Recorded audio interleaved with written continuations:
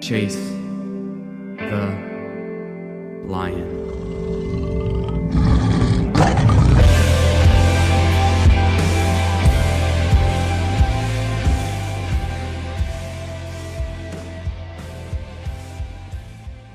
Are you ready for God to move?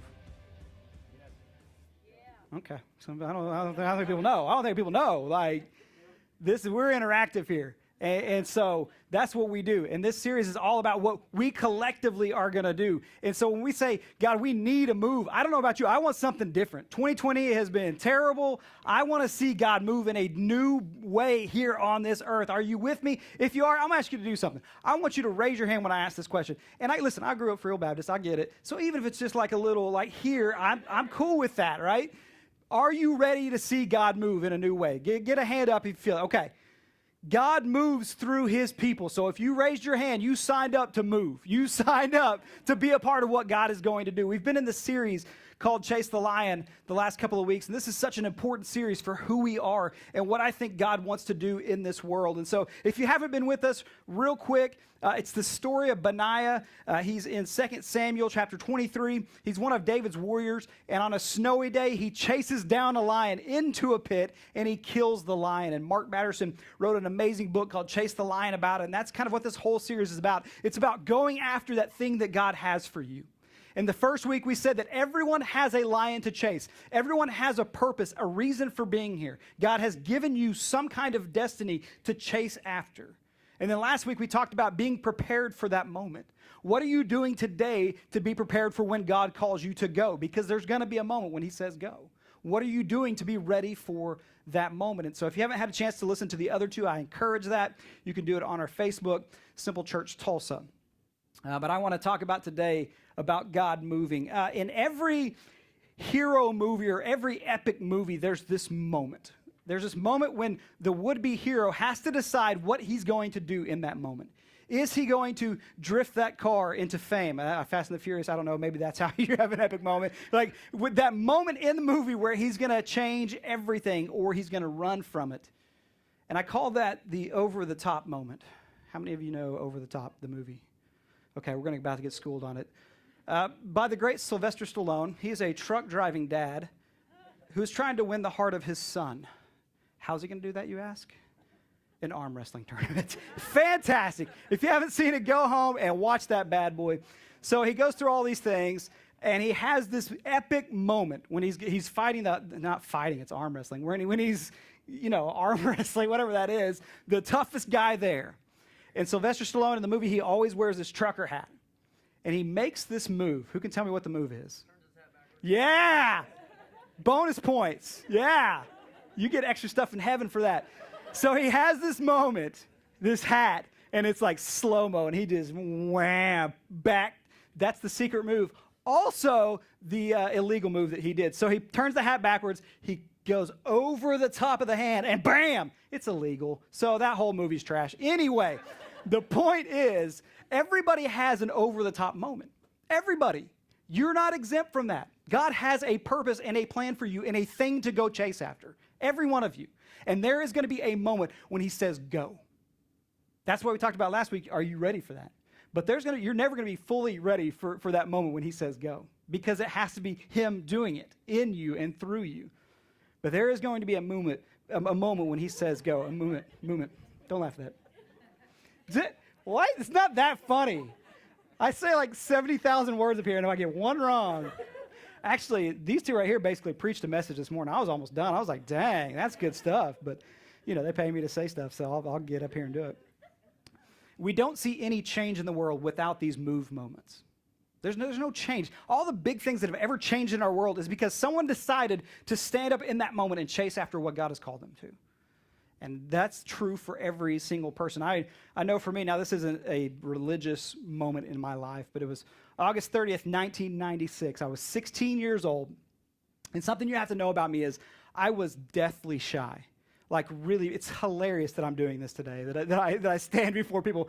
I was so shy, so my parents would have us go get food. I was driving by that time, and they always said, you fly, we'll buy. So you go get it, we'll pay for whatever you guys want. And so I would go, and they would give me money, and I would be scared to death that I wasn't going to have enough money or I wasn't going to understand how to get the change right. And I was going to be a math teacher. Like, I'm good with math, but I still was just, I was afraid I wasn't going to know the right things to say. I was 16 years old. I'm afraid to pay for pizza. Like, so when I say shy, like, I was really, like, just afraid of every situation. And there was this girl named Amanda in church, and I'd started going back to the youth group, and I liked her. I'd never really had a serious girlfriend, and I didn't know how to talk to girls, and I was just so shy. But I just had this moment. It was like, yes or no, are you going to do it? I don't know if it's from God. I feel like for me it was, because I wouldn't be here today. So I got up the courage. We had the same friends, so we'd hung around each other. We'd never talked like just the two of us. And we were at my friend Greg's house. And it was funny because we're sitting there and everybody else leaves, like on cue. Like, I didn't plan it, but they just did. So it was just me and her.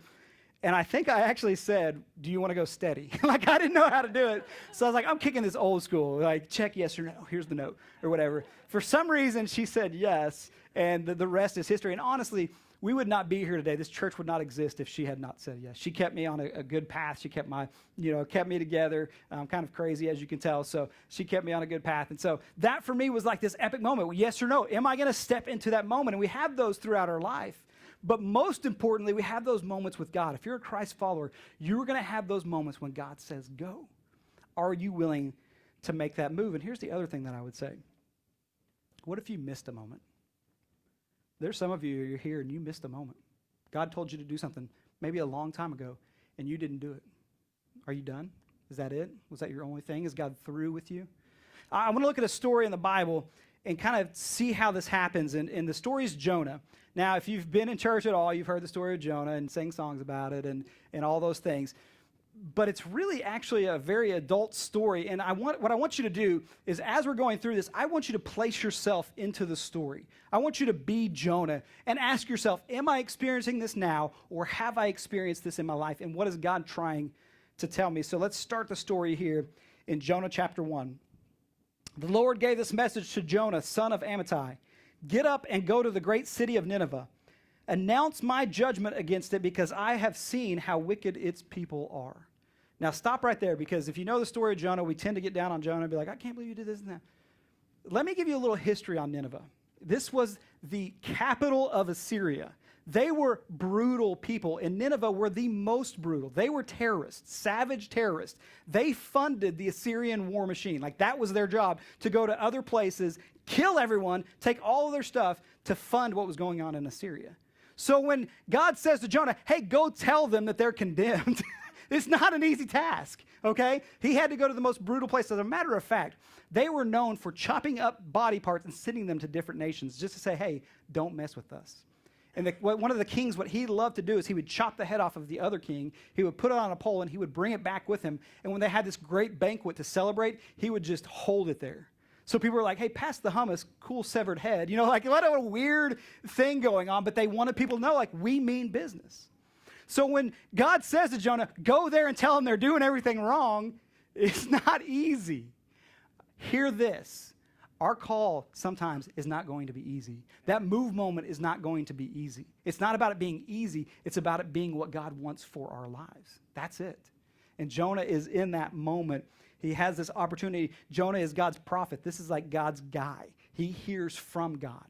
And God tells him, go to this city and preach against it.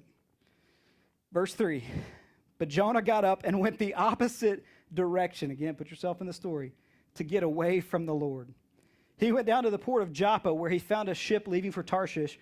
He bought a ticket and went on board, hoping to escape from the Lord by sailing to Tarshish. This was God's guy. He spoke through him to him, and he's going to get on a boat and try to get away from God. Can I say this? When we run from God, we do stupid things. It makes us stupid. Can I just be honest with you? When we remove ourselves from what God has for us and we go the opposite direction, we do dumb things. Because the best place for us to be is right in the middle of God's will for our life. Amen. Thank you. Aaron believes it.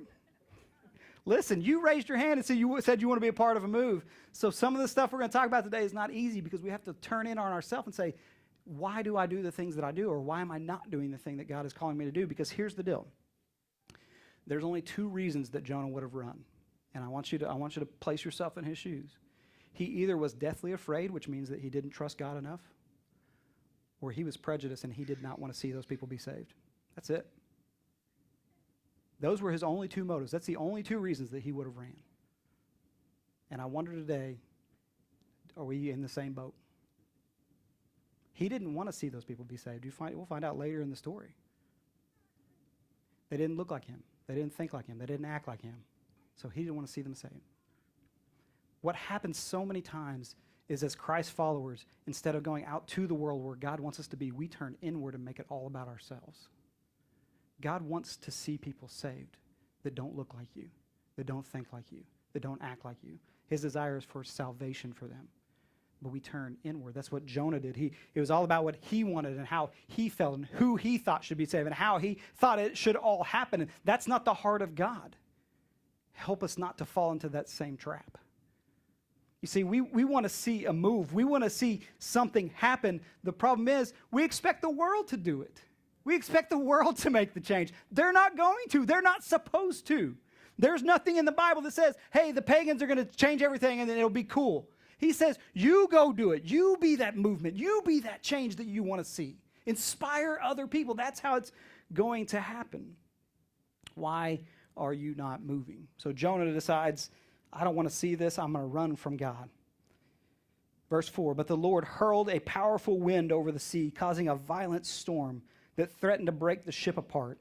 Fearing for their lives, the desperate sailors shouted to their gods for help and threw the cargo overboard to lighten the ship. Can I say this? When we choose to run, other people are affected. It's not just us. It's not just my world that's impacted. These sailors were doing their daily job. They were just going down to the boat like they've always done. And here all of a sudden they're trapped in the middle of a storm. They're throwing all their goods over because this one man decided not to follow God. And I'll tell you today, there are some people right now at your job who do not get to see Jesus because you've decided that you want to run from God. Again, come on, let's turn it in a little bit. It's a little bit hard. Let's be honest. There are people right now in your life that are being affected because you're choosing not to follow what God says and asks you to do. We should be leading the charge. We should be showing the way. But too often we're turning inward and making it about ourselves. So at this point, you would think Jonah's the man of God. He's the prophet. He's the guy that the word comes through. Surely he's like, oh, there's a storm. These guys might die. This is terrible. I've done a bad thing. I can't believe I've done this. God, forgive me. I'm a horrible person. So and so. Let's see what he does here in verse 5b. But all this time, Jonah was sound asleep down in the hold. Are you kidding me? This is your fault. And you're sleeping?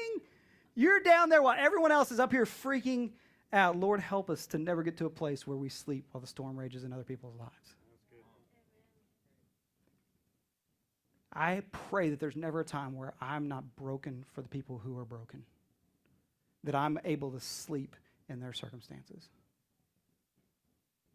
Jonah was content with his disobedience. He was okay with it.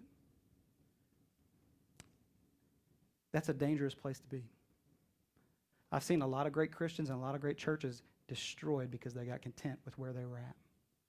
They no longer wanted to chase after what God had for them. They wanted their church to be comfortable and safe from the things outside there. Thousands of people in their church, and today they have 20 because it was about them. They stopped chasing after what God had for them. They stopped being broken for the people who are broken. Lord, help us to never be at that place. This is where Jonah's at, this man of God. He's sleeping while these sailors are battling for their life. Help us to be discontent with disobedience. Story goes on. So the captain went down after him. How could you sleep at a time like this? Great question.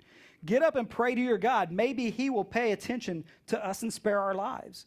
Then the crew cast lots to see which one of them had offended the gods and caused the terrible storm. When they did this, the lots identified Jonah as the culprit. Why has this awful storm come down on us? They demanded. Who are you? What is your line of work? What country are you from? What is your nationality? What the heck is going on with you, man? Jonah answered, I am a Hebrew, and I worship the Lord, the God of heaven, who made the sea and the land. The sailors were terrified when they heard this, for he had already told them he was running away from the Lord. Why did you do that? They groaned. And since the storm was getting worse all the time, they asked him, what should we do to you, to stop the storm? We're going to find out that God is willing to get you on the right path. He's going to do whatever it takes to correct, to get you back, to get you where he wants you to be. And sometimes it's not fun. And sometimes it seems like you're in a really bad place. But we have to remember that God wants the best for us, and he knows what is best for us. So they asked Jonah, what should we do to you to stop the storm? Verse 12, throw me into the sea, Jonah said, and it will become calm again. I know that this terrible storm is all my fault. I wonder if at that moment Jonah was like, how did it get here? I mean, when you're the prophet of God, you're a big deal. Like, people look to you for wisdom. They look to you to hear from God. He was a big deal. And now he's standing on a boat with these sailors, with these, ungodly men. And he's asking them to throw him into the sea. I have to imagine he's like, how did I get here? You ever been there? You ever been there when you're like, how did I get here? How did I end up here? Like, how did I end up here? And that's what we see with Jonah because of his disobedience. Really interesting what happens. Jonah says, throw me into the sea. 13. Instead, the sailors rowed even harder to... Did I say that right again? Why does that feel so weird? Rowed. It sounds like a road, which I guess is the same thing. Is that right? I'm sorry, I just have to make sure that I say things right. It really bothers me if I don't, so this is my own little time here. Start again. Okay. Instead, the sailors rowed even harder to get the ship to the land. But the stormy sea was too violent for them, and they couldn't make it. Then they cried out to the Lord, Jonah's God. Oh, Lord, they pleaded, don't make us die for this man's sin, and don't hold us responsible for his death. Oh, Lord, you have sent the storm upon him for your own good reasons. Isn't it crazy that these men who were probably not very well respected in their world, that these ungodly sailors, that these ungodly men cared more about people than God's prophet?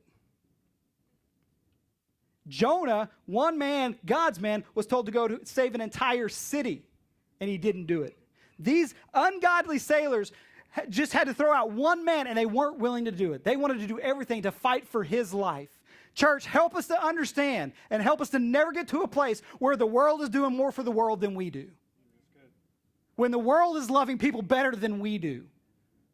When the world is accepting people better than, but they sin. Yeah, that's what they do. They don't know God. They need him. And they're not going to get it by us condemning them. They're going to get it when we go and we show them God's love. And so many times I look out and the world is loving so much better than the church does. And it breaks my heart. We're the ones called to lead the charge in that. We're the image of Christ. Listen, if you're a mad, angry person, you're at work and you call yourself a Christ, you're a horrible person. Listen, I say things I shouldn't. My wife's not here today, so I can say what I want to. Because not only are you miserable to be around, but you are misrepresenting who Christ is.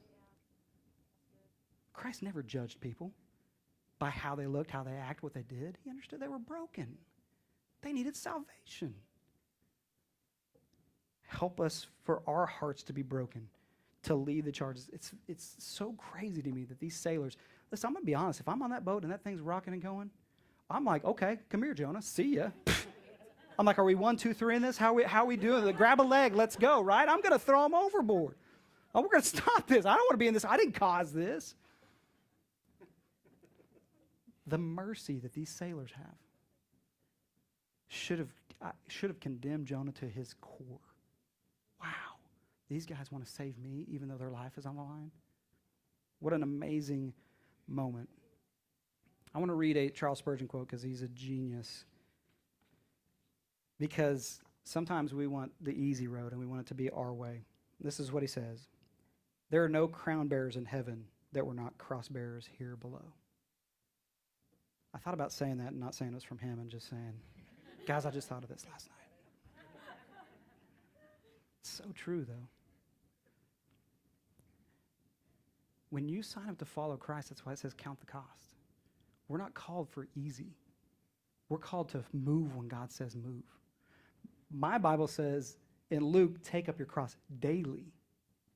Die to myself daily. Care more about other people daily. Give up myself daily. That's the call. That's so when God says move, I move because it's not my life. It's his. That's what we sign up for. I didn't know if you know that, but that's what you signed up for when you said yes to Jesus. To move when he says move. To go when he says go. To love when he says love. That should be the focus of what we do with our life. Verse 15. Then the sailors picked Jonah up and threw him into the raging sea, and the storm stopped at once. The sailors were awestruck by the Lord's great power, and they offered him a sacrifice and vowed to serve him. Let me say this. God will get the glory one way or the other. He will. Easy way or the hard way. He's going to get the glory. Now, some people say that God is mean because of that. I mean, like, here's the God's part. All he did was not want to go to this, crazy savage land and say, you guys are horrible people. He didn't, how could God throw him into the sea? Because God knew what was best for the situation. God knew the best thing was for him to go to Nineveh. That's the best thing for the world. It's the best thing for him. And then he knew in this moment, you know what the best thing for Jonah is? To be thrown into the raging sea. That's the best thing for you. That seems crazy, but God knew that's going to realign him to the place that I need him to be. If he's really going to experience life and he's really going to do the things that I need him to do, then I've got to redirect him. Because it's not about us. It's not about how we feel and how things are around us. That's not what it's about. It's about us letting the love of Jesus come out through us into the world. That's what it's about. So God's going to do that however he can. But here's the crazy thing. Psalm 37:4 says that, I forgot, delight yourselves in the Lord and he will give you the desires of your heart. It's not that he doesn't want you to have the things that you desire. He just wants you to be aligned with him because he knows that's the best place. What did Jesus say? I have come to give you life and life to the fullest. So the best place for you to be is right here with me where I need you to be. And sometimes he's going to redirect you to where he wants you to go. And it may be tough sometimes. But he's also going to redirect so that people can know about him. He's going to use you one way or another. Verse 17. Now this is important. Now the Lord had arranged for a great fish to swallow Jonah. And Jonah was inside the fish for 3 days and 3 nights. Here's the other thing. God knows the plan for you. Yes, he has a plan for the world and he's going to use you, but he knows what's best for you. He had arranged, the actual word means appointed. He had appointed for that fish to be there at that exact moment to swallow up Jonah. Okay? God will take care of you. God is not mad at you. He will redirect you. He will discipline you like a parent disciplines a kid. The Bible tells us if we don't discipline our kids, we don't love them. Some of y'all don't love your kids. You need to love them a whole lot more. Anyway, that's a whole other subject.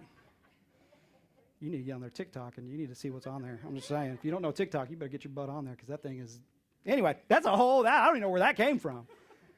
Here's what I want you to know. God will redirect you. I guarantee you he did not want to be in that ocean with that fish, but man, I bet he's glad that that fish was there. Here's the other thing. Can I just chase a little rabbit here? People think I'm crazy for being afraid of the ocean. There was a thing in there that swallowed a whole man. Who's the crazy one? We went to Mexico on a mission trip this last year, Ensenada. And we are at the beach, and I'm not getting in because I'm sane, and everyone else says, let's frolic out here in the ocean, or whatever they were doing. All of a sudden, this walrus or sea lion, I can't remember what it was, something was sea lion, and this thing was huge. Am I lying? Huge was the word. Huge, okay? I mean, this thing is massive. And it just comes up, and it's just like, hey, guys, or, whatever it does.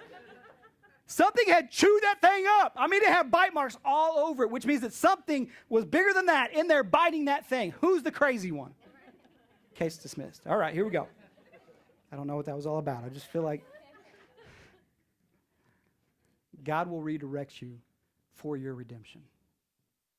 That's what happened to Jonah. The fish was his redemption. It was his salvation. It was his redirection. You get refocused. Get realigned with me. Remember that I have the best for you. Remember all the things that I've done through you. Let's get back on track. Some of you are going through some stuff right now and you don't understand why. Now listen, I'm not saying that God causes pain or anything like that. I'm saying he will use moments to redirect you. So instead of asking why you're going through some stuff, ask, how can I get closer to God in this moment? How can I see what his will is for me? How can I figure out how I can use this for his good? He will take those moments and he will use them to get you back on track. And Jonah finally realizes this. And he spends all of chapter 2 kind of crying out from inside we call it a whale, but it's just a great fish is what the Bible calls it. He's crying out. He finally gets it like, oh man, I've messed this thing up. God is God. And he ends it here in verse 9 of chapter 2. But I will offer sacrifices to you with songs of praise, and I will fulfill all my vows, for my salvation comes from the Lord alone. Then the Lord ordered the fish to spit Jonah out onto the beach. The actual word there is vomit, in case you're wanting to say the word vomit. Some of you need to go home today and you need to read chapter 2, and you need to pray that prayer to God. God, forgive me for running when you've called me to do something. Forgive me for getting off the path. I know you have the best for me. I'll keep my vows because you're the one who brings my salvation, no one else. And maybe this is a moment for you to reconnect. Maybe you've ran for a while. Maybe this was a long time ago. Maybe you're currently running right now. And God is like, hey, don't forget what we've done. Don't forget what I did for you. Let's get back on track together. Let's make this thing happen. Jonah finally realizes, like, all he really needs in life is just to follow God. Like, that's it. We overcomplicate things. That's why it's called Simple Church, because I just think we overcomplicate everything. Like, we make everything so hard. It's really not that hard. Like, just love God and keep his commands. Like, that's it. Jesus breaks it down. You know, like, love God and love your neighbor. Like, it's not that hard. And Jonah finally realizes, oh, okay, cool. If I just follow God, things will be good. And here's what I love about this, and this is for the people who maybe you missed a moment in your life. Because there's a Jonah 3:1. And this is important because I know a lot of people who feel like they messed up, that God at one point was calling them to something, and they feel like he's never going to call me again. He's never going to use me again because I didn't go that one time. And that's just not true. So for those who have missed that move moment in your life, Jonah chapter 3, verse 1. Then the Lord spoke to Jonah a second time. I want you to hear this because the world tells you differently. God is not done with you. He did not give up on you. He is not mad at you if you missed a moment. He is not like skipping over you now because you didn't do that. It may look a little different now, but he will call you again, and he will move you again. And it may be the same thing he called you to 10, 15 years ago. And now he says, okay, let's go.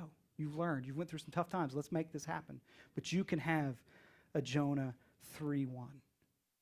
He went to him a second. Listen, God is a God of second chances, third chances, fourth chances, fifth chances, a million chances, okay? He's not going to give up on you. He is infinitely patient with us. He knows where we need to be. He wants us to be there, but he's not going to give up on you because you made a mistake. He's not going to give up on you because you missed that moment that he called you to. So stop beating yourself up. Stop living in that moment. Stop living in the past and move forward to the future that he has for you. That's good. Tweet that. Do we tweet still? Is that a thing? No. Mackenzie helps me understand what's cool and what's not cool anymore. So I feel like that was a dope saying. So let's get that out on the webs. All right. We'll move on. Jonah gets another chance. And this time he remembers who his God is and why he was put on the earth. Jonah 3:1. Then the Lord spoke to Jonah a second time. Get up and go to the great city of Nineveh and deliver the message I have given you. This time Jonah obeyed the Lord's command and went to Nineveh, a city so large that it took 3 days to see it all. On the day Jonah entered the city, he shouted to the crowds, 40 days from now, Nineveh will be destroyed. The people of Nineveh believed God's message, and from the greatest to the least, they declared a fast and put on burlap to show their sorrow. When the king of Nineveh heard what Jonah was saying, he stepped down from his throne, took off his royal robes. He dressed himself in burlap and sat on a heap of ashes. Then the king and his nobles sent this decree throughout the city. No one, not even the animals from herds and flocks, may eat or drink anything at all. People and animals alike must wear garments of mourning, and everyone must pray earnestly to God. They must turn from their evil ways and stop all their violence. Who can tell? Perhaps yet God will change his mind and hold back his fierce anger from destroying us. One man goes into a city that's large enough that it takes 3 days to walk through it. They say there's 150 to 200,000 people just in that city. He goes in and he tells them, 40 days from now, you're going to be destroyed. Again, let me just say this. It wasn't easier the second time. He still was going into the city where they could have just murdered him in 5 seconds for fun. Like it wasn't easier. God he remembered who his God was the second time. The thing that you're chasing after may not be easy at all. But so what? We sing about God moving mountains, but do we really believe it? Like, really, at the core of your being, do you believe that God can do anything? That's the faith that I want. And Jonah finally remembers who his God is, and he walks into the city and says, hey, 40 days from now, you're going to be destroyed. And I'm sure to his surprise, everyone turns. This king, this ruthless king, chopping head off king. That'd be a cool name, chopping head off king. Steps down from his throne, band name. Steps down from his throne, and he takes off his garments, and he puts on burlap to show humility, to show sorrow. And this entire city is turned. And I think that Jonah 3:10 is one of the most amazing verses in the Bible. When God saw what they had done and how they had put a stop to their evil ways, he changed his mind and did not carry out the destruction he had threatened. I don't know about you. I want to be a part of God changing his mind. This world, America, is not headed in the direction it needs to go. Let's just be honest. If anything, this 2020 has showed us that. I want to be a part of a change. I want to be a part of something different. I want to be a part of God changing his mind. But it starts with us. It doesn't start with anybody outside the ecclesia of the church. It starts inside the church. With us moving when God says move. That's when it starts. I want to be a part. I want to see that. I want to see God change his mind. And I hope that you do too. Salvation came to an entire evil city because of one man. And he didn't get it right the first time. Could have been a tragic story. He got thrown into the ocean, he got ate up. It was really bad. Like Jaws or whatever. But God wasn't done with it. God's not done. He's not done with you. You're still here. You still have a purpose. You still have a reason. Here's what's important to understand, though. Jonah is not about Jonah at all. Like the book is called that. It's all about him. Jonah is about God. That's it. We have to shift our thinking from our own lives. Our life is not about us. It's about God. That's what we sign up for. We've got to shift the thinking that it's about what I want and what I need and me being comfortable. It's not about that. Listen, I don't care what happens in November. I don't care who gets elected. That's not what this is about. You think that's going to fix everything? No. All it's going to do is continue to divide. You know what's going to fix everything? Jesus. That's it. That's the only thing that's going to fix our world. And it's on us. We can't blame anybody else that Jesus is not the main thing in America anymore. We can't blame anybody. I'm sorry. It's not their fault. They don't know him. We do. We're doing a poor job of representing him. It's not about us anymore. The thing that this shows, because if you go on and read chapter 4, Jonah was mad that they repented. Jonah was mad that they came to God. Oh my gosh. This whole story is about God's heart for people. And I don't care how ruthless they are, how savage they are, how much they do the things that you don't like, his heart is for them.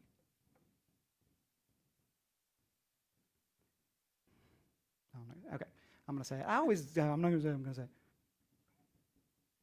We care more about the 99 than the one. We care more about coming together and sitting together with our friends and hanging out than we care about that person who doesn't know Jesus that's going to hell. Can we just be honest? Listen, again, I want us to get on the path that God has for us. Sometimes we've got to turn in and look at ourselves. Jesus cared about the one more than the 99. Heaven rejoices more over that one person who comes back to him than the 99 that are hanging out. That's the heart of God. That's what this story is all about. His heart is broken for the people who don't know him. Is our heart broken for them? That's what this whole thing's about. When God calls us to move, it's because he wants to use us to do something for his kingdom here on earth. The lion that we chase is not going to be for our own personal gain. Now, personal gain may come from it. That's fantastic if it does. But it's about the kingdom. And it's about reaching people who don't know God and bringing them to him. Are we brokenhearted for those who don't know him? I want to do one more Charles Spurgeon quote and I'll be done. He said, if sinners be damned, at least let them leap to hell over our dead bodies. And if they perish, let them perish with our arms wrapped about their knees, imploring them to stay. If hell must be filled, let it be filled in the teeth of our exertions, and let no one go unwarned and unprayed for. That's the heart of God. Every single person matters. I don't care how bad they are. We're just sinners saved by grace. I want to read one thing from the book, and then I'll wrap it up. I love what Mark Batterson says here.